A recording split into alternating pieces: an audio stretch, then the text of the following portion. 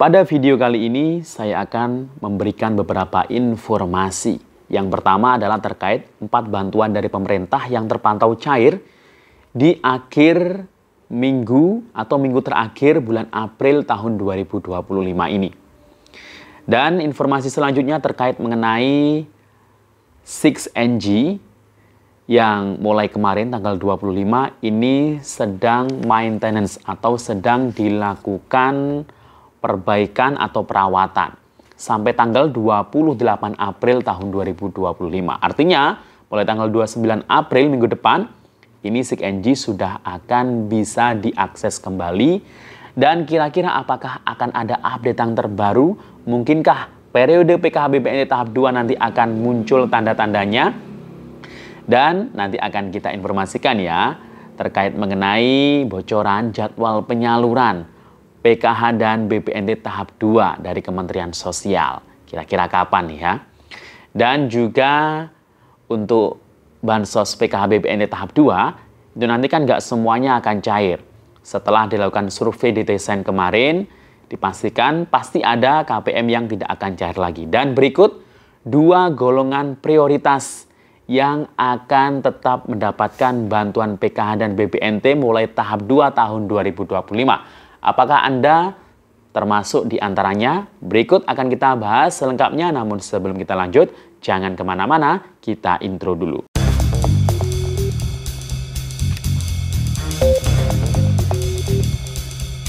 Assalamualaikum warahmatullahi wabarakatuh. Salam sejahtera, Shalom, Om Swastiastu, Namo Buddhaya, salam kebajikan.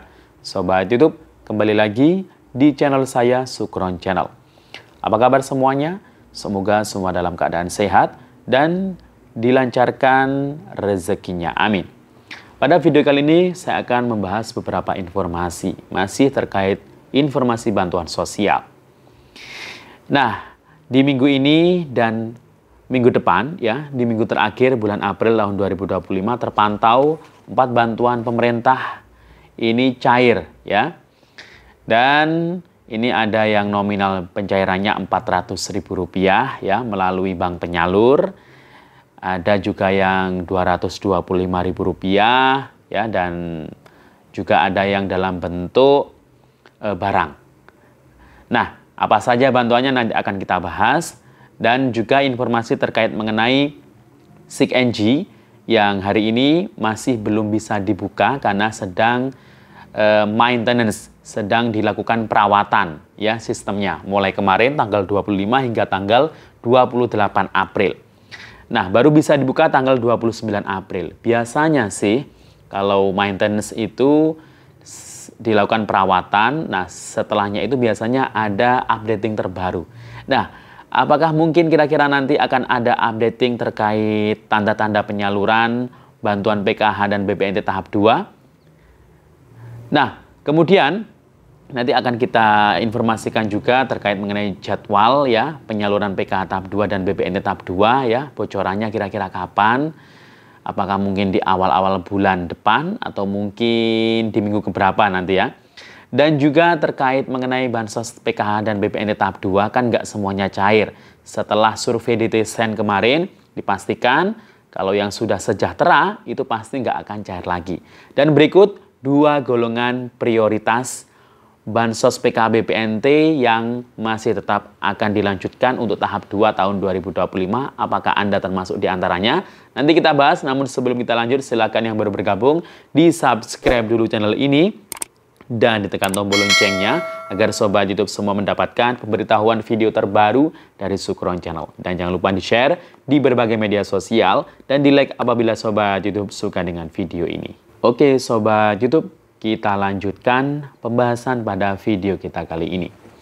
Nah, informasi yang pertama ini terkait mengenai 4 bantuan dari pemerintah yang terpantau masih cair ya di minggu ini, dan insya Allah nanti masih bisa dicairkan di minggu depan, akhir minggu bulan April 2025. Langsung saja yang pertama adalah bantuan program Indonesia Pintar untuk tahap 1. Nah, kebanyakan yang cair tahap 1 ini adalah kelas akhir ya, baik jenjang SD, kelas 6 SD maupun kelas 9 SMP atau kelas 12 SMA atau SMK.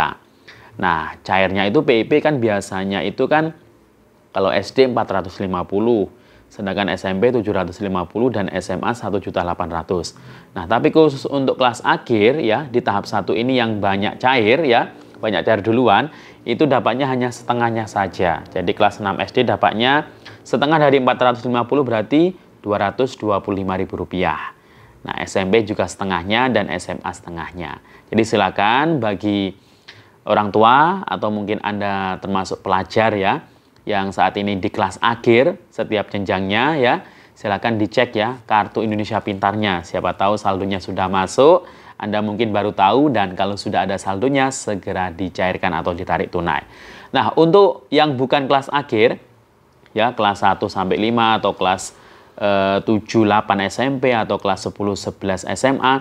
Nah, ini bisa dicek nanti kalau sudah masuk SK pemberian dan saldo PIP sudah masuk di rekening, itu kemungkinan ya masuk tahap 2 ya, mulainya sekitar bulan Mei, Juni, Juli ya. Jadi itu untuk tahap 2 nanti ya. Awal ini tahap pertama ini untuk kelas akhir khususnya. Kemudian yang kedua, bantuan yatim piatu. Nah, atensi yatim piatu ini cairnya 2 bulan sekali. Ada yang lewat bank penyalur mandiri dan juga ada yang bank penyalur BSI. Untuk BSI ini khusus untuk wilayah Aceh. Nah, beberapa bulan kemarin itu yang bulan puasa itu cair untuk 2 bulan, Januari, Februari. Dan alhamdulillah sekarang sudah ada informasi beberapa daerah mengabarkan untuk bulan Maret dan April juga sudah cair. Ya, jadi berarti kalau mungkin ada yang belum mengambil sejak bulan Januari ya, sampai bulan April ya dapatnya berarti Rp800.000. Kalau Januari Februari sudah diambil ya 400, karena per bulannya 200 ya. Berarti dapatnya Rp400.000 ya untuk tahap yang kedua ini. Nah, jadi itu ya kalau mandiri itu selain wilayah Aceh. Nah, kemudian untuk bantuan yang ketiga adalah BLT dari dana desa Rp300.000 per bulan. Nah, ini juga sudah mulai banyak desa yang menjadwalkan penyaluran BLT dana desa khusus untuk warga desa masuk kategori miskin ekstrim yang belum dapat bantuan PKH dan BPNT. Nah, perlu diketahui bahwasanya BLT dana desa ini penetapan siapa saja yang dapat itu dari musyawarah desa khusus ya, alias Musdesus ya. Dan ini ya kuotanya sangat sedikit ya, tergantung dari dana desanya ya. Bisa saja satu desa itu yang dapat cuma 20 orang atau mungkin 10 orang atau sampai 50 orang ya. Jadi itu. Dan untuk bantuan yang berikutnya keempat, ini berupa barang ya, jadi bukan berupa uang tunai, yakni adalah bantuan permakanan.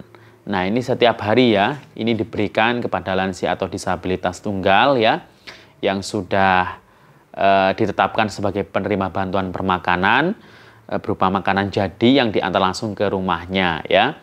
Jadi itu tadi ya 4 bantuannya yang terus dicairkan ya, terpantau cair ya, kemarin, hari ini, dan sampai akhir minggu atau di akhir minggu April 2025 ini ya. Kalau mungkin ada yang mengabarkan bantuan PKH atau BPNT cair di KKS, nah itu dipastikan adalah yang susulan tahap 1 kemarin. Jadi belum ada yang tahap 2 yang cair hingga sampai hari ini ya. Nah, untuk status tanda-tanda PKH atau BPNT tahap 2 gimana di SIKNG? Nah, di SIKNG saat ini sedang terjadi maintenance. Maintenance itu artinya sedang dilakukan perawatan atau mungkin perbaikan. Biasanya ini updating ya, karena memang kemarin DTKS, sekarang DTSEN ya, jadi aplikasinya masih tetap menggunakan SIKNG ya. Jadi nanti untuk memantaunya tetap di SIKNG ya, untuk periode-periode salurnya.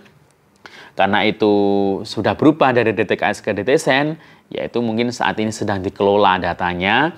Dan ini sampai tanggal 28 April. Nah, semoga saja setelah tanggal 28 April ya, tanggal 29 ya misalnya, semoga ada tanda-tanda yang membahagiakan ya, semoga ada tanda-tanda seperti mungkin ya, kita doakan, kita berharap semoga periode tahap 2, yakni bulan April, Mei, Juni, semoga bisa muncul segera di SIKNG setelah maintenance hari ini ya.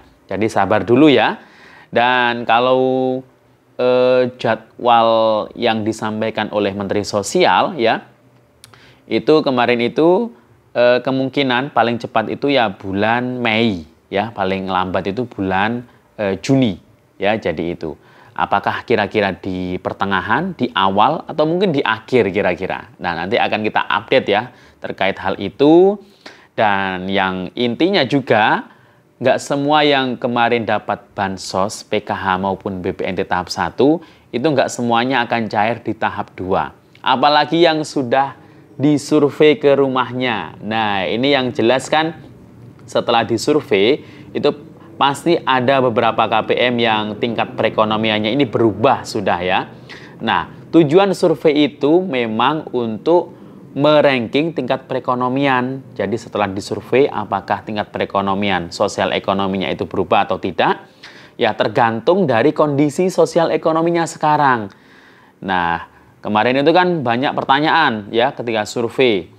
Ada pendapatan dalam satu keluarga, anaknya itu sudah kerja atau belum, pendapatannya berapa, suami istri itu pendapatannya berapa, pekerjaannya apa, ya. Kemudian juga apakah punya usaha, kemudian aset-aset yang dimiliki ya, dan juga bentuk fisik rumahnya seperti apa, di foto juga, apakah punya sawah, apakah punya ternak, sepeda motor ada berapa ya, semuanya ditanyakan. Nah, itu nanti akan menentukan apakah nanti Anda masih dapat bantuan atau tidak, tergantung dari desil. Nah, apa itu desil? Nah, jadi ya, yang nantinya akan tetap diprioritaskan untuk dilanjutkan bantuannya itu hanya ada 2 golongan ya dari Kementerian Sosial. Kemungkinan juga mungkin bisa 3 golongan. Yang pertama itu golongan desil 1 dan desil 2. Ini yang jadi prioritas. Tapi kalau mungkin desil 2, desil 1 tidak memenuhi kuota, bisa saja desil 3 juga masih dapat. Tapi intinya yang prioritas itu adalah desil 1 dan desil 2. Desil 1 itu adalah KPM atau warga yang mungkin belum dapat bantuan, yang masuk DTSEN, atau mungkin yang dulu hanya dapat beras saja. Nah, ternyata keluarga tersebut masuk desil 1. Desil 1 ini adalah tingkat perekonomian yang paling bawah sendiri. Jadi, kemiskinannya itu paling rendah, 10% ya, 10% dari total DTSEN tersebut ya. Jadi, golongan 10% dari yang paling bawah sendiri tingkat kemiskinan itu yang akan jadi prioritas yang masih dapat bantuan. Kemudian setelah desil 1, desil 2-nya juga kemungkinan jadi prioritas ya, akan mendapatkan bantuan. Nanti kan tergantung kuotanya juga ya, penerima PK 10 juta ya. Kalau desil 1 mungkin hanya ada 5 juta orang, ya 5 juta. Sisanya itu diambil dari desil 2. Atau mungkin sampai desil 3 ya. Jadi itu ya, jadi 2 golongan itu tadi yang jadi prioritas ya. Kalau ternyata Anda kemarin habis disurvei ya, ternyata sudah memiliki sawah, penghasilannya satu keluarga itu sudah di atas UMR.